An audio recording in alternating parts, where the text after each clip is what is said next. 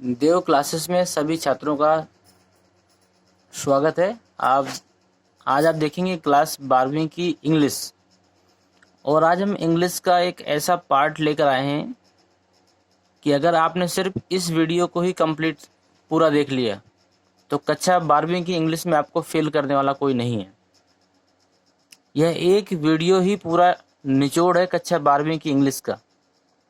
क्या पढ़ना है, क्या नहीं पढ़ना है, कैसे पढ़ना है और कितना पढ़ना है, ये सारी चीज़ें इसमें क्लियर हो जाएंगी। और एक चीज़ और, हमारा जो ऑनलाइन इंस्टीट्यूट है वो देव क्लासेस स्पेशल के नाम पर है, तो इसलिए आप सभी लोग इस वीडियो को सब्सक्राइब जरूर कर दें और सभी दोस्तों को शेयर भी कर दें ताकि सभी लोग इसका बेनिफिट ले सकें। और हमारी सारी क्लासें एनसीईआरटी बेस्ड हैं, इसलिए जिन क्षेत्र में एनसीईआरटी बेस्ड की कोई भी बुक्स चलती हैं या फिर इसी एनसीईआरटी बेस्ड पे वहाँ पे शिक्षण कार्यक्रम होता है, वो लोग इस वीडियो को देखकर अपनी तैयारी कर सकते हैं। इसके लिए कोई भी चार्ज नहीं देना, ये बिल्कुल निःशुल्क है। आज हम बताएंगे इंग्लिश में तुक्का लगाने का सही तरीका। तुक्के का मतलब ये है कि मेन चीजें हम बताएंगे। नीचे दिए गए मोबाइल नंबर पे आप संपर्क करके नोट्स भी प्राप्त कर सकते हैं। तो चलते हैं, देखते हैं आज इंग्लिश में क्या खास है। ये सारी चीजें हम लोगों ने बहुत कठिन मेहनत से तैयार किया है, जिसमें एक एक चीज़ों को दर्शाया गया है कि क्या चीज़ें कैसे आनी है और उसको कैसे तैयार करना है। जिसमें से सेक्शन ए को पहले हम लोग देखते हैं। ये सिलेबस के अनुसार हम बात करेंगे। न्यू सिलेबस 2020-2021 का जो है, उसके अंतर्गत में जो प्रोज में सबसे पहला जो प्रश्न होता है वो एक्सप्लेनेशन के लिए आता है। जो भी चैप्टर आप पढ़ते हैं उस चैप्टर के अंतर्गत कोई ना कोई एक पैराग्राफ होगा, उसमें से आपका रेफरेंस, कॉन्टेस्ट और एक्सप्लेनेशन पूछता है। ये आपका आता है 8 नंबर का।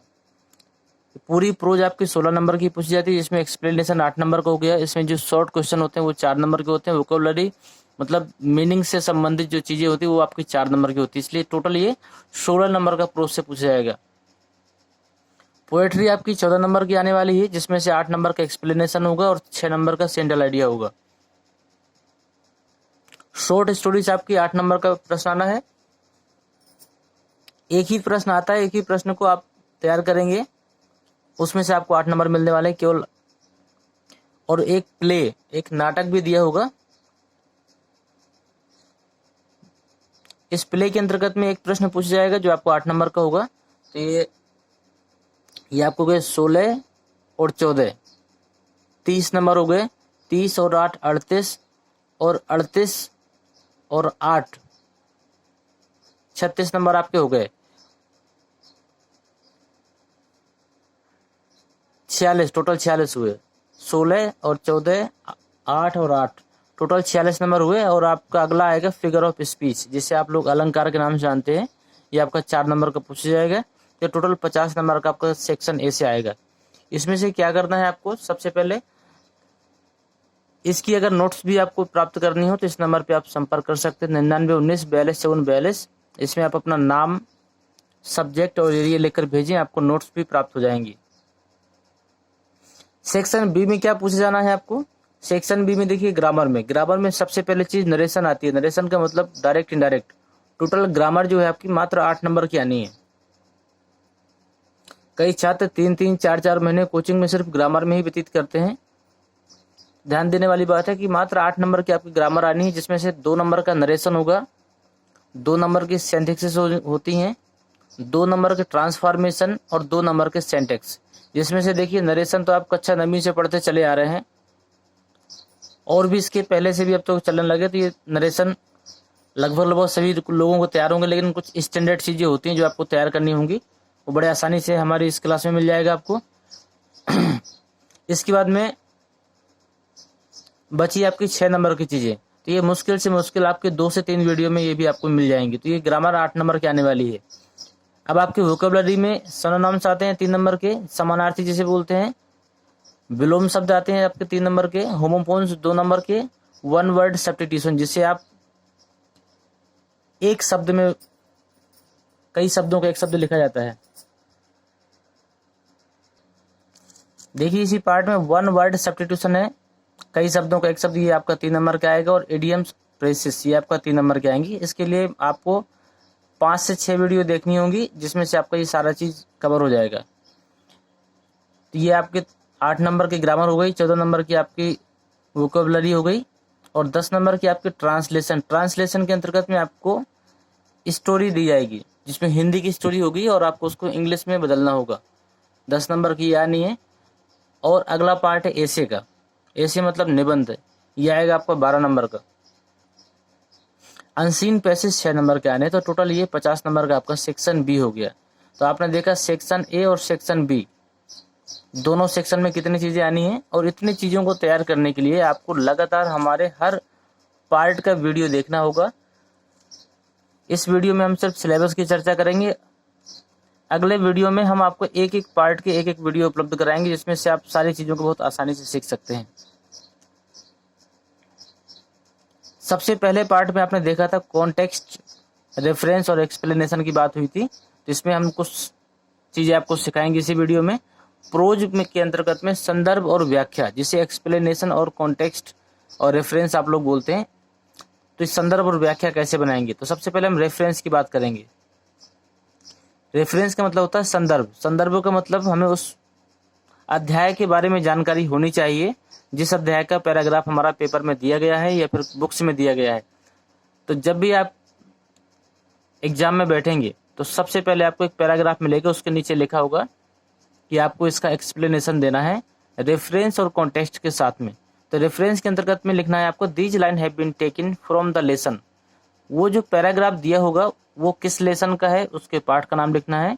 रिटन बाय, इसके बाद में आपको उसके लेखक का नाम लिखना है। इसके लिए जरूरी होगा कि आपके जितने भी प्रोज में चैप्टर दिए गए हैं उस सारे चैप्टर के पाठों के नाम और लेखक के नाम का आपका पता होना जरूरी है। अगला होता है कॉन्टेस्ट। कॉन्टेस्ट का मतलब होता है प्रसंग। प्रसंग में क्या होता है कि उस पैराग्राफ के अंतर्गत में जो मुख्य भूमिका निभाई गई है या फिर जो जो चीज़ों की चर्चा हुई है उन चीज़ों के बारे में लिखना होता है इंग्लिश ट्रांसलेट करके। इसमें आपको लिखना होगा here the writer describe that. इतना तो आपको कॉमन सभी में लिखना है। इसके बाद में लिखना है अध्याय अथवा पैराग्राफ का मुख्य सारांश। यदि आपने पाठ को पूरी तरह पढ़ा है, यदि आपको उस अध्याय के बारे में मालूम है, उस पैराग्राफ के बारे में मालूम है, तो उसके बारे में एक संक्षिप्त 1 से 2 लाइनों की टिप्पणी लिखनी होती है इसमें। वहां से आपका कॉन्टेक्स्ट तैयार हो जाता है। और उसी 8 नंबर को तैयार करने के लिए सबसे लास्ट कड़ी होती है आपकी एक्सप्लेनेशन की। एक्सप्लेनेशन का मतलब होता है अर्थ। तो अर्थ का मतलब होता है जो पैराग्राफ आपने पेपरों में पाया, उस पैराग्राफ के अर्थ को अपने शब्दों में आपको दर्शाना है। उसके लिए करना क्या होता है कि in these line the writer says that, मतलब इन लाइनों में लेखक कहता है कि। ये तो आपको कॉमन है, सभी में लिखना है। इसके बाद में लिखना है पैराग्राफ का सारांश अपने शब्दों में।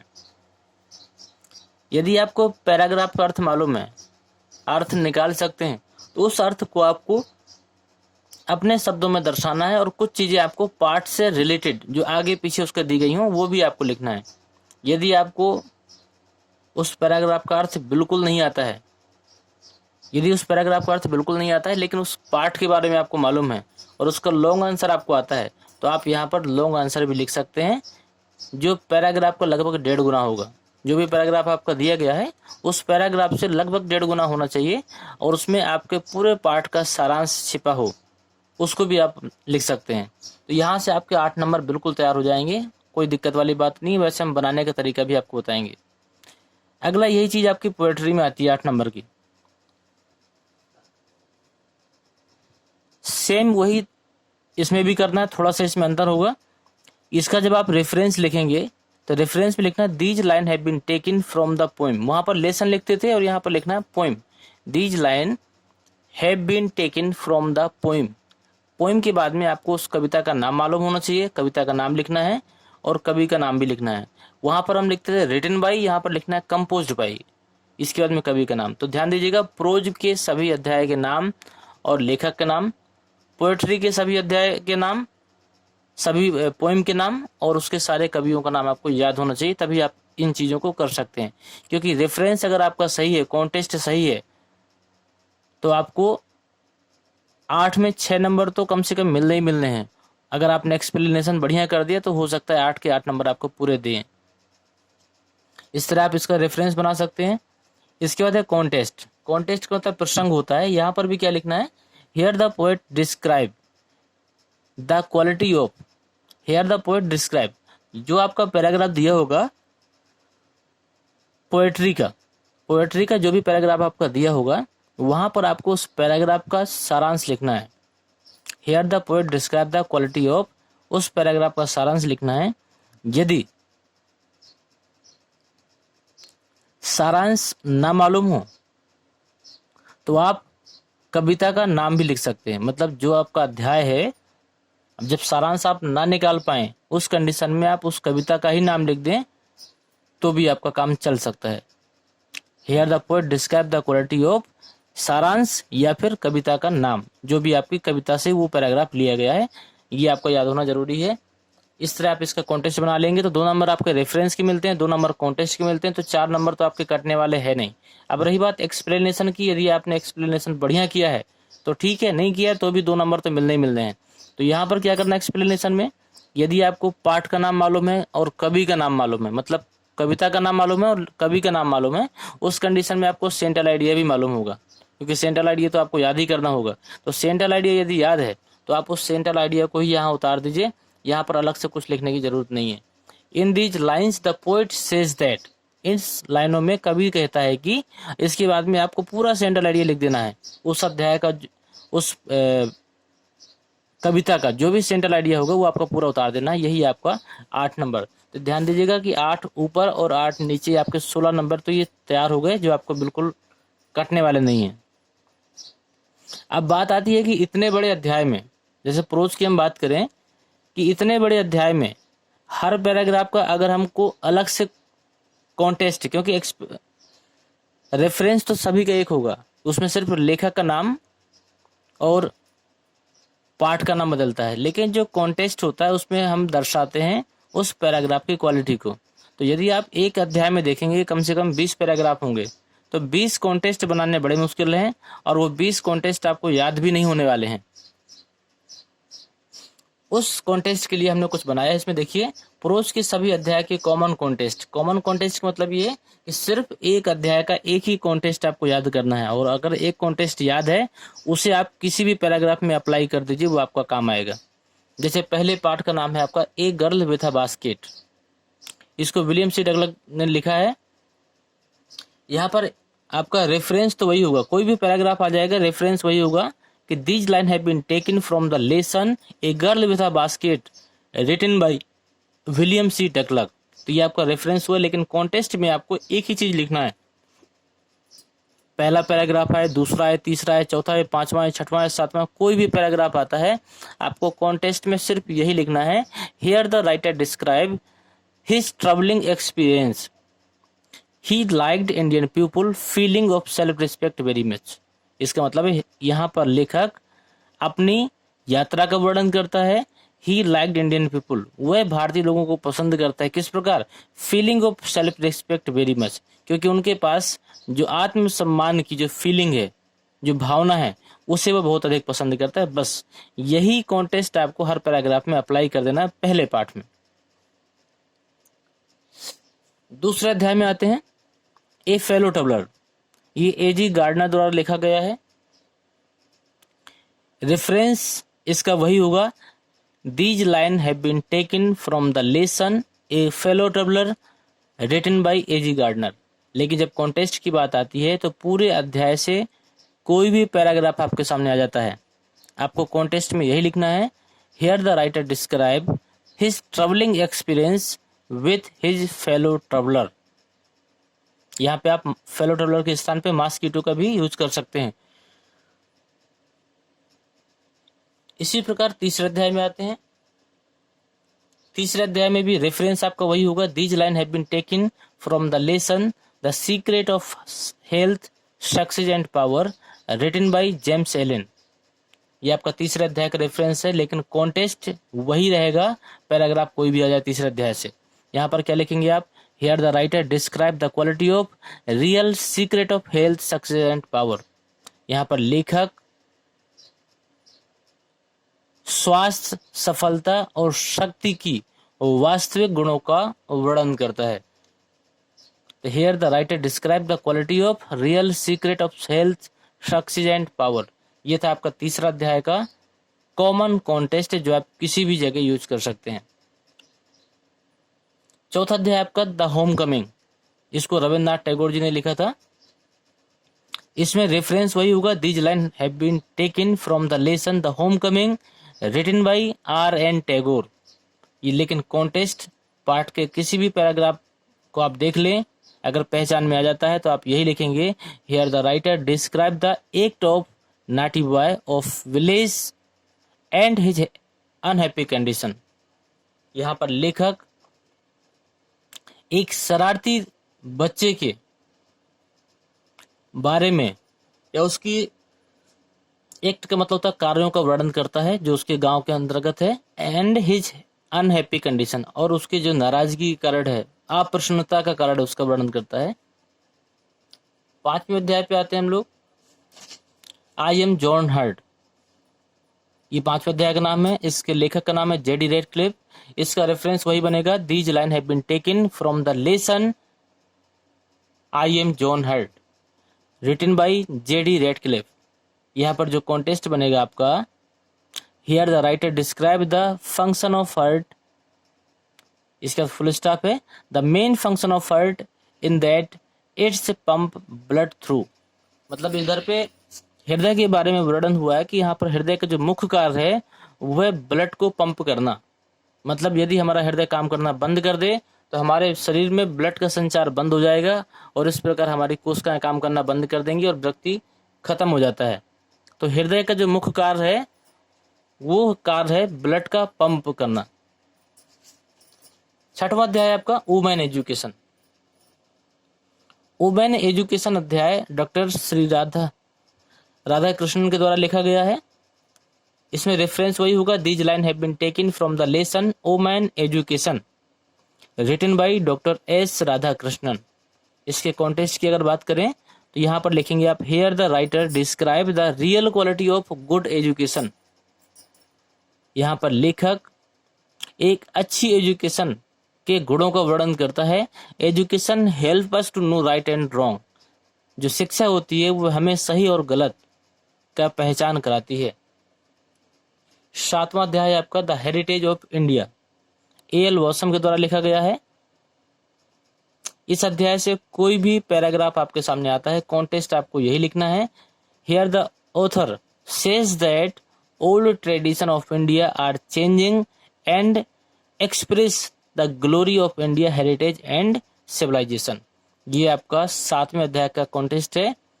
तो ये आपने देखे, आपने 1 अध्याय से 7 अध्याय तक के सारे कॉन्टेस्ट जितने भी अध्याय थे, सारे अध्याय के हमने कॉमन कॉन्टेस्ट आपको बताए। इस कॉन्टेस्ट से फायदा ये रहेगा कि आपको किसी भी प्रकार से किसी अध्याय का कोई भी पैराग्राफ आ जाता है, यदि आप पैराग्राफ की पहचान कर लेते हैं ये किस अध्याय का है, तो आपको रेफरेंस, कॉन्टेस्ट और एक्सप्लेनेशन लिखने में कोई भी दिक्कत नहीं होगी। 100% सफलता के लिए ध्यान दीजिए, देव क्लासेस स्पेशल को यूट्यूब में सब्सक्राइब जरूर करना है और अपने सभी ज़्यादा से ज़्यादा मित्रों से सब्सक्राइब करते हुए अपनी वीडियो की लिंक को शेयर भी करना है। अब प्रोज की बात करते हैं, कुछ ऐसे पैराग्राफ जो कई सनों में आए हुए हैं, इसके एक्सप्लेनेशन आपको स्वयं बनाने हैं। अगर हो सके तो बनाने के बाद में इनको आपको कमेंट बॉक्स में भेजना भी है या व्हाट्सएप के माध्यम से भी आप भेज दीजिएगा ताकि इसका परीक्षण हो सके कि आपने कुछ सीखा या नहीं सीखा। पहले अध्याय में 2 पैराग्राफ हैं जो बार बार पूछे जाते हैं और जिनकी उम्मीद भी है हर सत्र आने की। पहला पैराग्राफ है the most diligent dash dash any hurt, ये आपका पहला पैराग्राफ, और दूसरे में है the people I saw dash dash soul of India. ये 2 पैराग्राफ को आप ढूंढिएगा और इसका कॉन्टेस्ट, रेफरेंस, एक्सप्लेनेशन के साथ बनाते हुए सीखने का प्रयास करिए और हो सके तो आप इसको व्हाट्सएप पे जरूर भेजिएगा ताकि इसका परीक्षण हो सके। अध्याय 2 ए फेलो ट्रेवलर में है, there is a pleasant dash dash you like. दूसरा है आपका magnetivity and dash dash I do it, और तीसरा आपका ऊपर लिखा हुआ है politically and dash dash their culture. ये 3 पैराग्राफ हैं जिन्हें आपको दूसरे अध्याय में छांटना है, उनका एक्सप्लेनेशन, बनाना है रेफरेंस और कॉन्टेक्स्ट के साथ में। यदि आप इसको सीख जाते हैं तो इसको भी आप भेजने की कोशिश करिए। तीसरे अध्याय से आपको 2 पैराग्राफ मिले हैं जो महत्वपूर्ण हैं।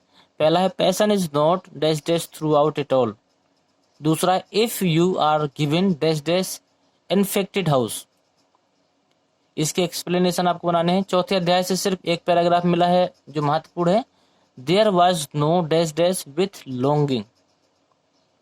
पांचवा है आई एम जॉन हर्ट से 2 पैराग्राफ मिले हैं जिनमें दोनों के आपको एक्सप्लेनेशन बनाकर भेजना है। I am not a dash dash 18000 litre tank. दूसरा है that pain comes dash dash loading on to me. छठवें से आपके 4 पैराग्राफ है। मोस्ट इंपोर्टेंट अध्याय ये। You must try dash dash generation. दूसरा there for it is dash dash yourself. तीसरा है you are living dash dash of your work. चौथा है but what is dash dash the former. ये 4 paragraph है जिनके आपको एक्सप्लेनेशन लिखना है कॉन्टेक्स्ट और रेफरेंस के साथ में। 7वां अध्याय द हेरिटेज ऑफ इंडिया। इसमें भी आपके 4 पैराग्राफ हैं। Politically and dash dash culture. Girls में not dash dash never be lost. तीसरा है आपका the quiet and dash dash of the waste.